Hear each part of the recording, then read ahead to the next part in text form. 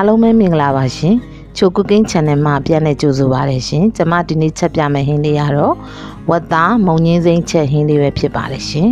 အားလုံးပဲလိုက်ပါကြည့်ရှုပေးကြပါဦးနော်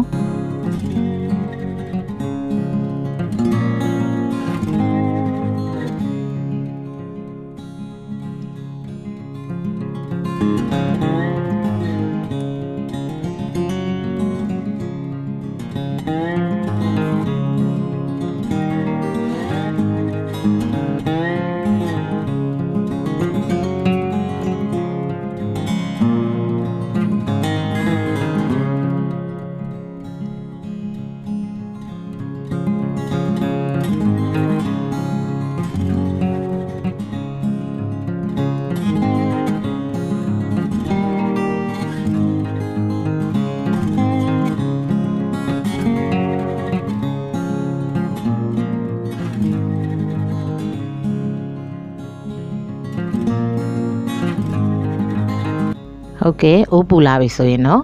စီထည့်ပါမယ်ရှင်စီပူလာပြီဆိုရင်တော့ကျွန်မကြိတ်ထားတဲ့ကြက်သွန်ဖြူကြက်သွန်နေထည့်ပါတယ်ရှင်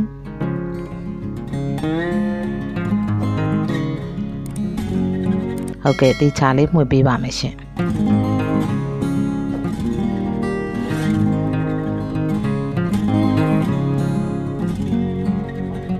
ဟုတ်ကဲ့ပြီးသွားရင်တော့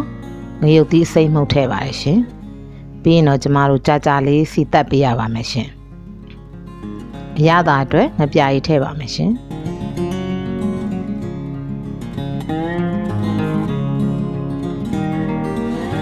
အချိုမှုတ်ထည့်ပါလေရှင်စီတက်တဲ့အနံ့လေးကမှုေးလာပြီပေါ့နော်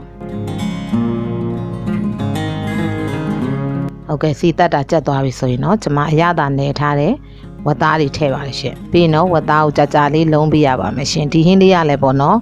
အသီးရွက်ကလေးကိုဒီတိုင်းမစားခြင်းကိုကျမ်းမာရေးနဲ့လည်းညီညွတ်ချင်တယ်ဆိုရင်တော့ဝက်သားလေးနဲ့ရောပြီးတော့ဒီမုံညင်းစိမ့်လေးကိုထည့်ပြီးချက်တာပေါ့နော်ဟုတ်ကဲ့အခုဆိုရင်တော့ဝက်သားလေးတွေကလည်းစီတက်တာနည်းနည်းလေးလုံးလာကျက်သွားပြီဆိုရင်တော့ရေးထည့်ပါလေရှင်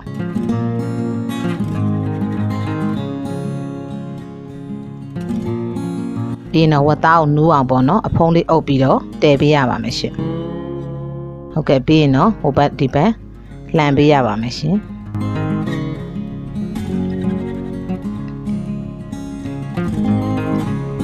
ပြီးအရသာလေးမြည်ကြည့်ပါမယ်နော်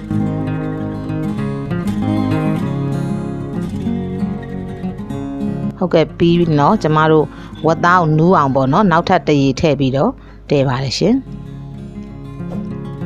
အသီးရွက်လေးထည့်ပြီးတော့စားတဲ့အခါကျတော့ကျန်းမာရေးနဲ့လည်းညီညွတ်တယ်စားလို့လည်းကောင်းတယ်အသီးရွက်ကိုဒီတိုင်းမစားခြင်းဘူးဆိုရင်တော့အဲ့လိုလေးထည့်ပြီးတော့ချက်စားခြင်းအပြင်ကျန်းမာရေးလည်းညီညွတ်တဲ့အပြင်စားလို့လည်းကောင်းပါတယ်ရှင်ပြီးရင်တော့ကျွန်မမုံညင်းစိမ့်လေးတွေထည့်ပါတယ်ရှင်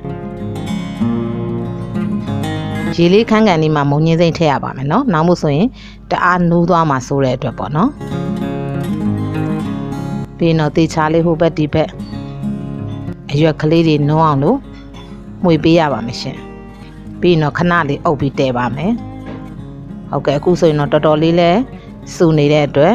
အဖုံးလေးဖွင့်ပြီးတော့ဟိုဘက်ဒီဘက်လှန်ပေးရပါတယ်ရှင်စီကြံရေကြံလေးပဲချက်တာပိုကောင်းပါတယ်နော်ဒီဟင်းလေးကကြတော့